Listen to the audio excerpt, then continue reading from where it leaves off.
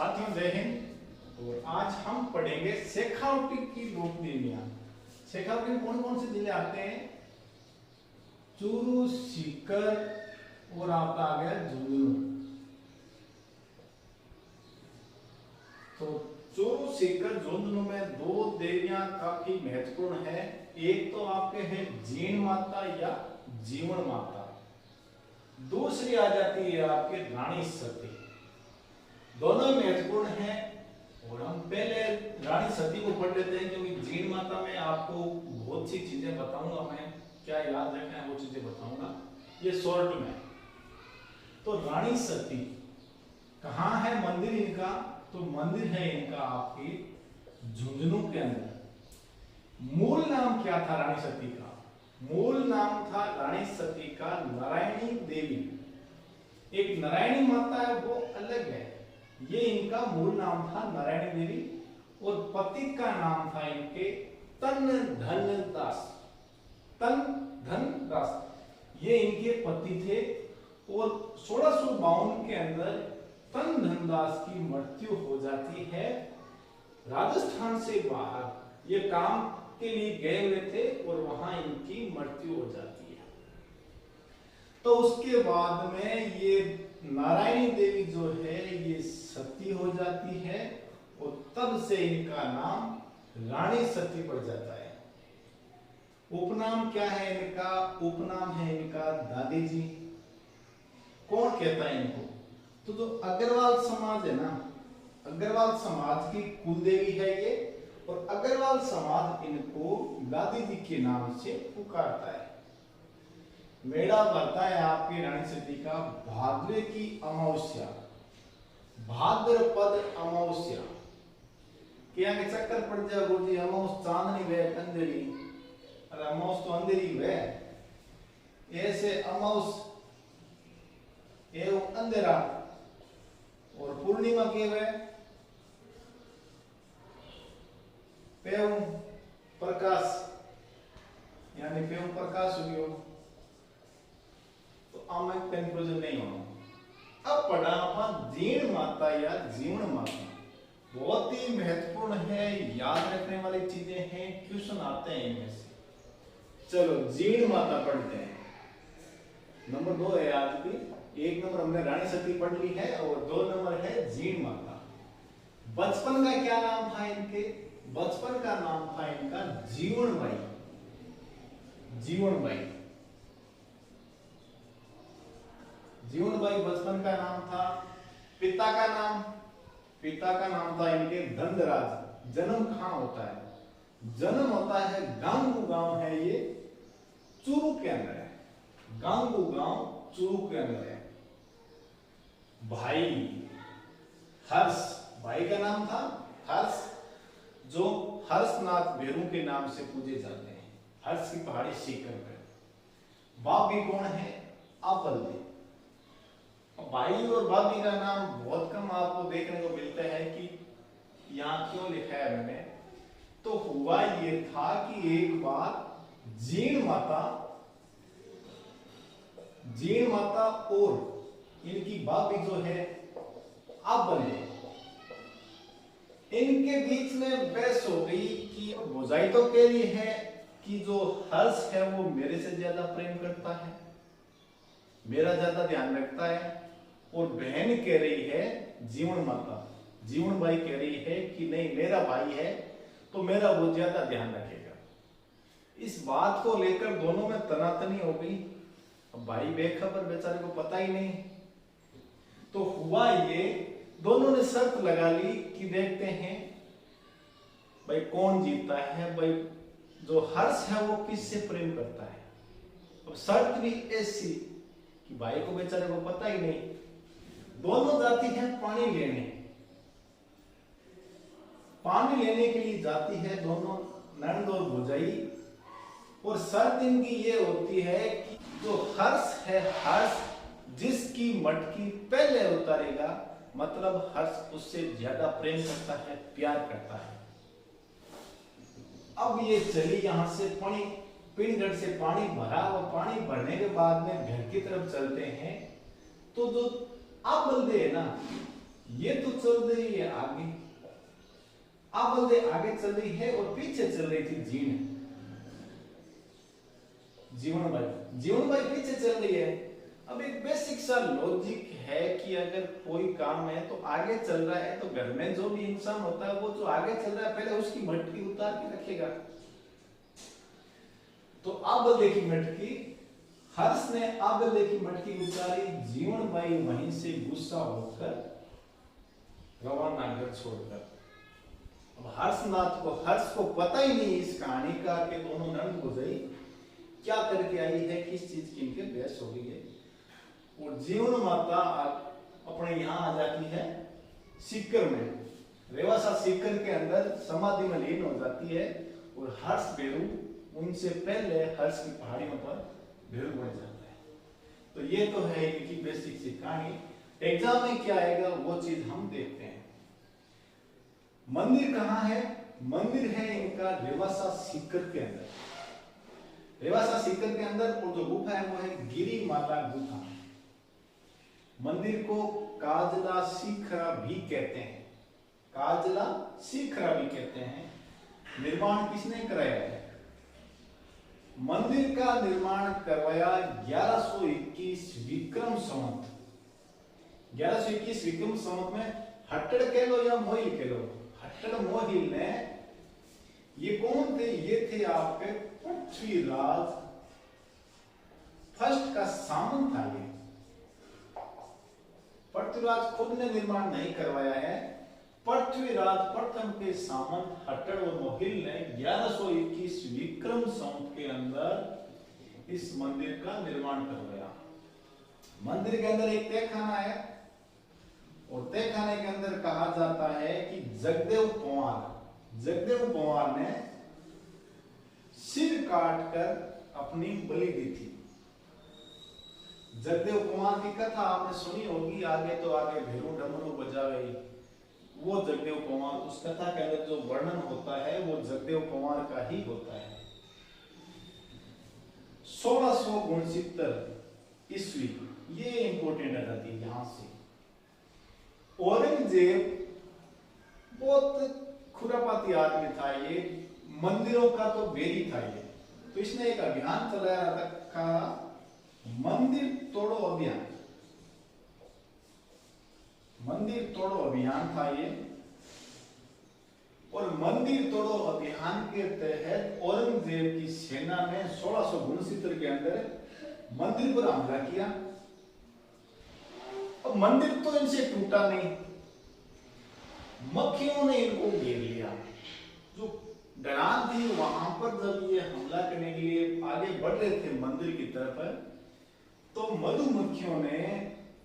मधुमक्खियां थी वहां पर, और मधुमक्खियों ने औरंगजेब की सेना पर हमला कर दिया। लोगों की मान्यता है कि देवी जीवन माता ने या जीण माता ने मधुमक्खियों के रूप में अवतार लेकर औरंगजेब की सेना पर हमला किया। तो इनको मधुमक्खियों की देवी भी कहते हैं। मधुमक्खियां काटी सैनिकों को तो सेना वहां से तितर-बितर भाग गई।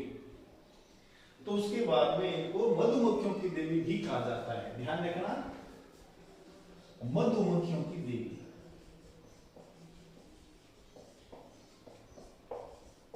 मधुमक्खियों की देवी कहते हैं कि मधुमक्खियों के रूप में देवी ने अवतार लिया था। और इस हाथ से औरंगजेब को बड़ा डर लगा। औरंगजेब को पता चल गया कि उसने कुछ तो देवी शक्ति यहां पर विराजित है। तो औरंगजेब ने उस चीज को स्वीकार करते हुए एक तो चढ़ाया यहां पर सोने का छत्र, सोने और छत्र विराजे भवानी था। तो सोने का छत्र, औरंगजेब ऐसा सीधा आदमी नहीं था, कहते ना टेढ़ी अंगुली से घी निकाला था, सीधे अंगुली से घी निकलने वाला आदमी नहीं था। तो माता ने टेढ़ी अंगुली से घी निकाला इसका, और इसने सोने का छत्र इस मंदिर के अंदर चढ़ाया। और औरंगजेब के समय से एक परंपरा चली आ रही है, 1.25 मन तेल आता है दिल्ली राज दरबार से। दिल्ली मुगल सल्तनत से 1.25 मन तेल, 1 मन में कितना किलो है? 40 किलो, मतलब 60 किलो तेल, सॉरी 50 किलो। सवा मन तेल हर साल दिल्ली सल्तनत से इस मंदिर में आता है। अखंड ज्योत जलती है तेल का दीपक जलाने के लिए, अखंड ज्योत जो दीपक की ज्योत जलती है उसके लिए सवा मन तेल दिल्ली सल्तनत से आज की तारीख में भी आता है। औरंगजेब से शुरुआत हुई और आज भी हर साल ये तेल यहां पहुंचता है। आगे देखते हैं चिरंजा। चिरंजा क्या है? मैंने आपको करणी माता का जो पढ़ाया था ना उसमें आपको मैंने बताया होगा चिरंजा और चिरजा। चिरंजा है जीण माता का गीत। चिरंजा ये तो है जीण माता का गीत है और एक है चिरजा, ये है खाली चिरजा, खाली बिंदी का फर्क है, ये ध्यान रखना। यहां पर चिरजा आ जाता है तो करणी माता की आरती है और चिरंजा आता है तो ये है जीण माता का गीत।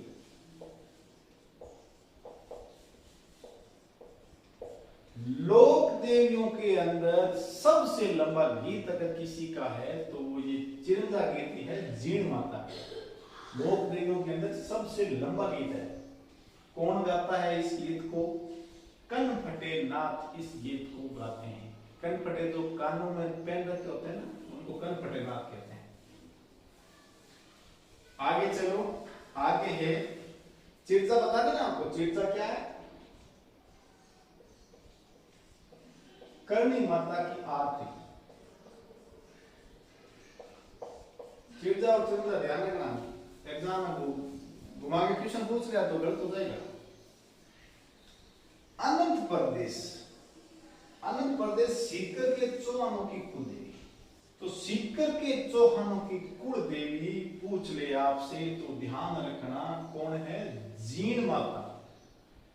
इस चीज का मैंने आपको बता रखा है कि चौहानों की कुल देवी कौन है। तो यहां तो आपकी आ जाती है शाकंभरी माता। उसके बाद में मैंने बताया था आपको अजमेर के चौहानों की कुल देवी, उसमें भी ये शाकंभरी माता आ जाती है। अनंत प्रदेश और सीकर के चौहानों की जीण माता आ गई। लोदरवा चौहानों की हिंगलाज माता। एक है आपके नाडोल, जालोर या सोनग्रा चौहान, इनकी कौन है? तो आशापुरा माता। ये चीजें ध्यान रखने वाली है। एग्जामिनर इन्हीं में से क्वेश्चन पूछता है जहां उसको लगता है ना कि यहाँ ये कैंडिडेट चक्कर खा सकता है वो क्वेश्चन वहीं से ही उठाता है, सीधा क्वेश्चन नहीं पूछेगा। तो ये आप ध्यान रखना, सीकर के चौहानों की कुलदेवी जीण माता। बाकी चारों मैंने आपको यहाँ पर बता दिया। एक चीज और है, इस देवी के मंदिर में 2.5 प्याले शराब चढ़ती है। 2.5 प्याला।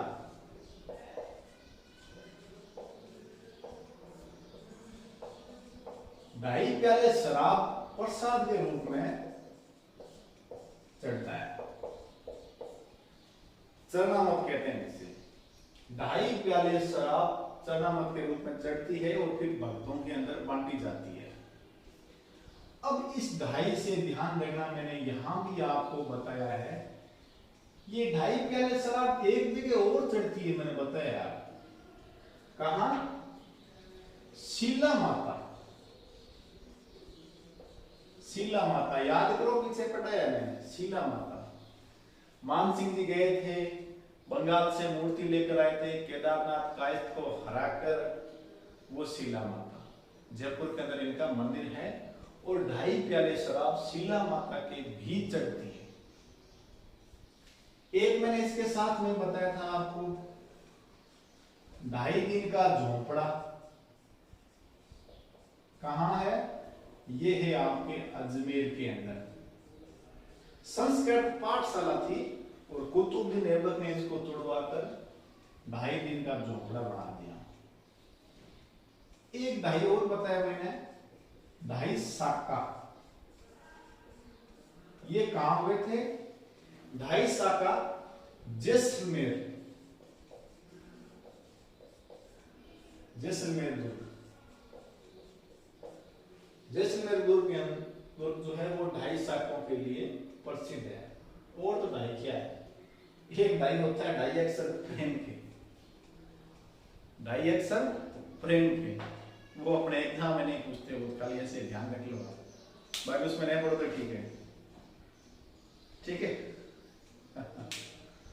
चलो देखो, मैंने अब तक आपको बीकानेर की लोक देवी पढ़ा दी, उसके बाद में जयपुर हमने पूरा पढ़ लिया, शेखावटी में हमने लोक देवी पढ़ ली है, रानी सती और जीवन माता, दोनों ही इंपॉर्टेंट है। शेखावटी वाले जो लोक देवी है इन दोनों में से क्वेश्चन आ जाते हैं कई बार, पॉसिबिलिटी रहती है पूरी पूरी, अगर लोक देवी से क्वेश्चन आता है तो उनमें इनका जो बराबर हिस्सा है तो यहाँ से क्वेश्चन आपसे पूछ लेते हैं।